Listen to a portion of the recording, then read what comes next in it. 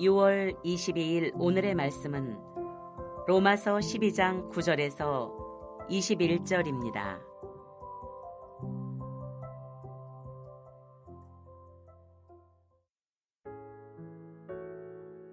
사랑에는 거짓이 없나니 악을 미워하고 선에 속하라.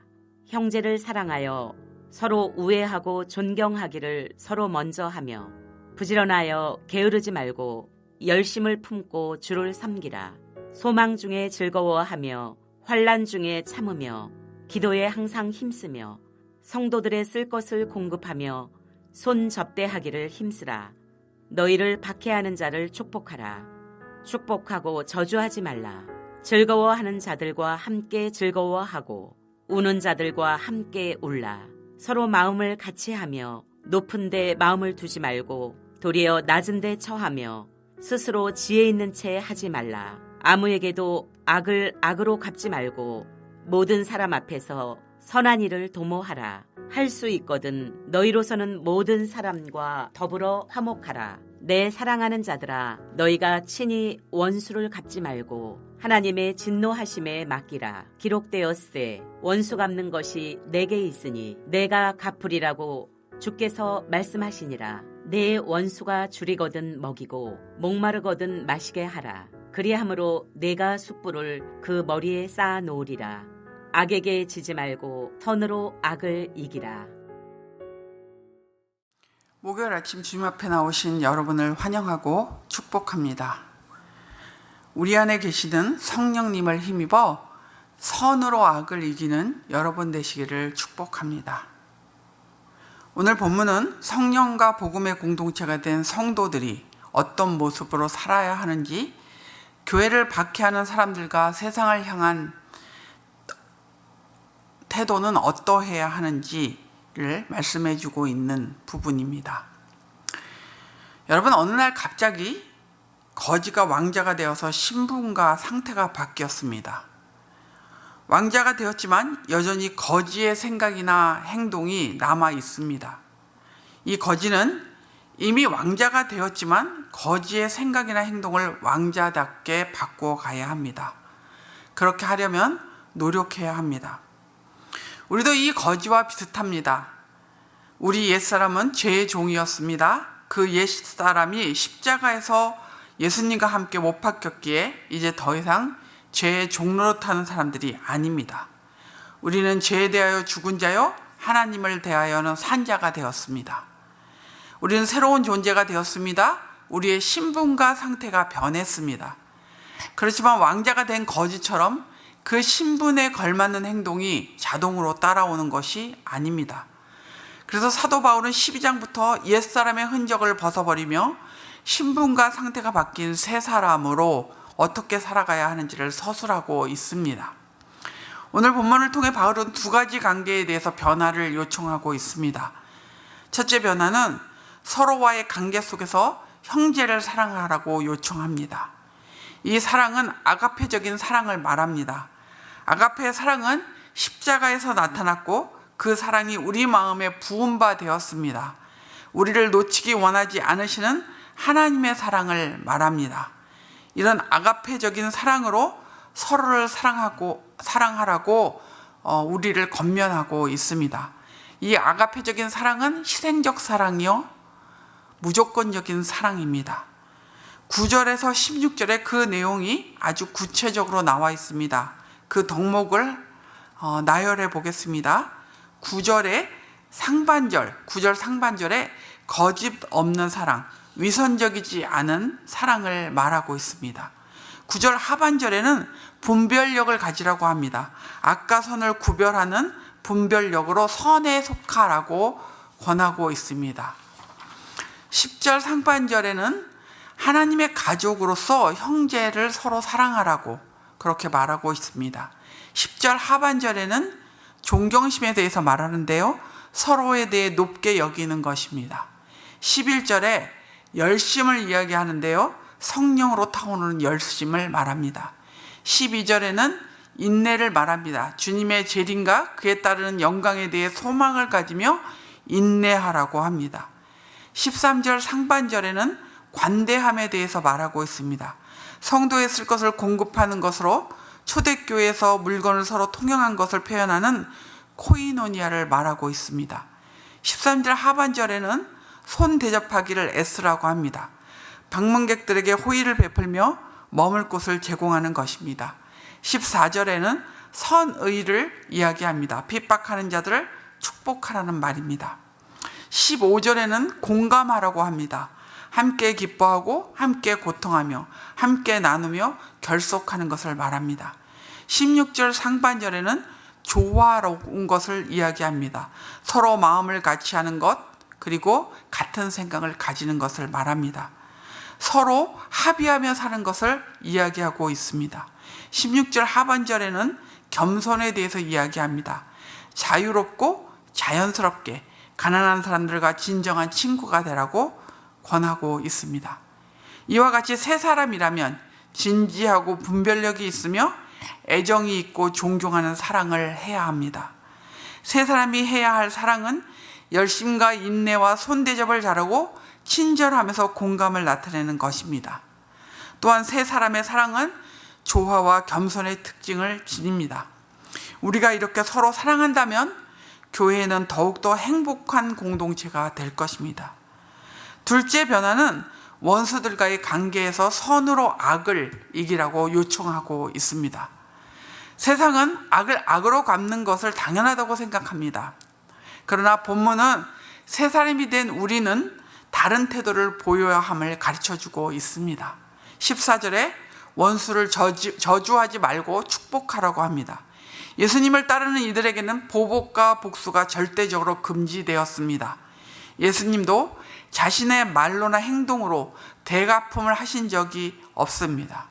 예수를 닮아 자라가는 우리는 당연히 예수를 믿어 새 사람이 되었으니 우리에게 상처를 입히는 사람에게 상처를 안 갚음해서는 안 됩니다.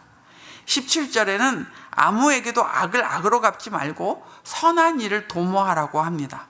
싸움을 선동하지 말며 더하여 주도권을 쥐고 적극적으로 화평케 하는 일을 하라고 권합니다.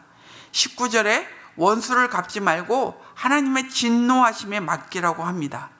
친히 원수를 갚지 말고 하나님께 맡기라는 말입니다. 예수님께서는 각 사람에게 반드시 행한 대로 갚으실 것입니다. 여러분이 아시는 것처럼 보복과 처벌은 하나님의 고유한 권한입니다. 21절에 악에게 지지 말고 선으로 악을 이기라고 합니다.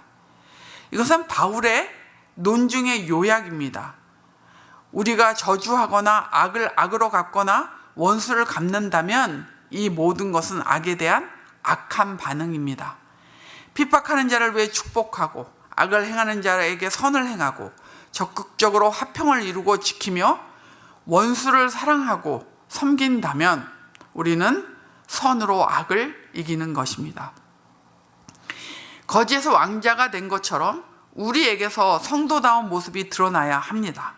오늘 본문에 나온 것처럼 기독교 공동체 내에서 서로 사랑해야 합니다. 원수들과의 관계에서는 원수들을 섬겨야 합니다. 그러나 우리 모두가 아는 것처럼 이 일은 새 사람이 되었다고 해서 자동으로 이루어지는 것은 아닙니다. 사실 우리에게는 새 사람다운 삶을 살아갈 힘이 없습니다. 그렇게 살아갈 힘은 우리에게 있는 것이 아니라 우리 안에 거하시는 성령님으로 가능합니다.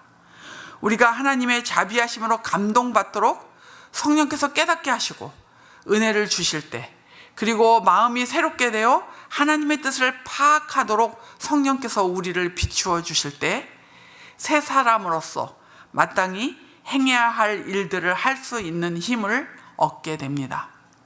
새 사람다운 특성을 가진 사람으로 여러분의 전 인격을 성령님께 굴복시킴으로 새 사람답게 사는 선택을 계속하는 여러분 되시기를 축복합니다. 오늘의 암구호는 새 사람으로 살라입니다. 새 사람으로 살라. 오늘 기도하실 때 우리의 연약함을 용서하여 주시고 우리 안에 내주하시는 성령께 우리의 전 인격을 굴복시킴으로 새 사람답게 살도록 은혜 주시기를 기도해 주십시오. 기도하겠습니다. 살아계신 하나님 아버지, 우리가 예수 그리스도를 믿음으로 우리는 더 이상 죄의 종이 아닙니다.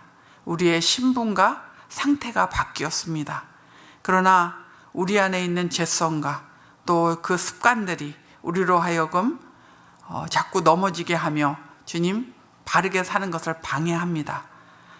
오늘도 하나님 아버지, 우리가 그렇게 새 사람이 되었다면 새 사람처럼 살아야 한다고 말씀하시며 형제 안에 사랑이 있어야 하고 원수를 원수로 갚지 않아야 함을 저에게 가르쳐 주셔서 감사합니다. 이 일이 우리의 힘으로 되지 않고 우리 안에 내주하시는 성령 하나님을 힘입어 가능한 것을 믿사오니 성령 하나님 우리와 동행해 주시고 우리가 성령님을 인정하고 또 성령님의 인도하심에 순종하고 따름으로 주님이 기뻐하시는 그 삶을 살아내는 저희들 되게 하여 주시옵소서. 하나님, 교회 안에 서로 형제 자매들을 돌아보며 사랑하게 해주시고 우리에게 약하게 대하는 자들에 대하여 하나님 아버지 주님의 긍휼과 사랑으로 대할 수 있도록 우리에게 성령의 충만함과 하나님의 은혜를 베풀어 주시기를 기도합니다. 오늘 하루도 우리가 살아갈 때 많은 사람들을 만납니다. 주님, 주님의 사랑으로 그들을 대하게 해주시고 우리가 주님 안에서 새 사람인 것을 기억하고 새 사람답게 반응하며 아버지의 생활하는 저희들 되게 하여 주시옵소서. 하나님 아버지, 여름 성경학교와 수련회를 위해 기도합니다. 저희들이 준비하고 있는데 이 여름에 하나님 우리의 다음 세대들에게 폭발적인 부흥을 허락해 주시고 우리 다음 세대뿐 아니라 온 공동체가 기뻐하며 모두 믿음의 사람으로 성숙될 수 있도록 은혜 베풀어 주시옵소서.